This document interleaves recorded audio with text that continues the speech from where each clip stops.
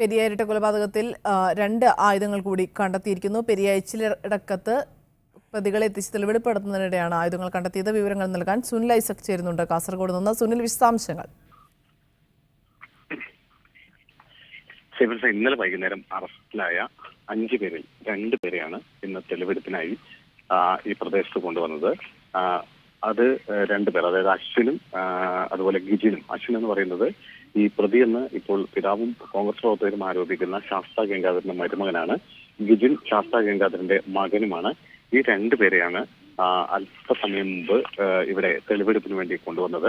ഏച്ചിലെടുക്കത്തും അതുപോലെ തന്നെ പ്ലാക്കത്തോട് എന്നീ 2 സ്ഥലങ്ങളിലായിരുന്നു പ്രധാനമായും തെളിവെടുപ്പ് നടത്തിയത്. ഏച്ചിലെടുക്കത്ത് കള്ളുഷാപ്പിന് സമീപത്ത് നിന്ന് ആദ്യം ഉച്ചയോടുകൂടി ഒരു വടിവാൾ കണ്ടെടുത്തിരുന്നു.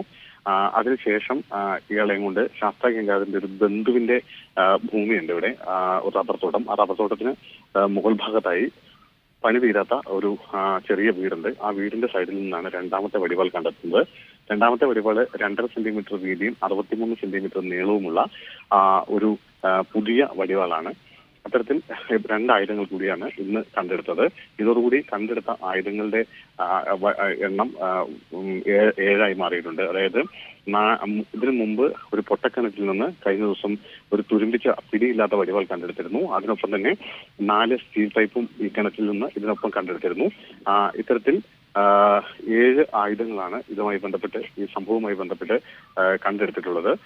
ഇതിനുശേഷം ഈ 5 പേരെയും അല്പസമയത്തിനുള്ളിൽ തന്നെ കാഞ്ഞങ്ങാട് കോടതിയിൽ ഹാജരാക്കും. ഹോസ്ദുർഗ് ജുഡീഷ്യൽ 1ാം ക്ലാസ് മജിസ്ട്രേറ്റ് കോടതിയിലാണ് ഹാജരാക്കുക.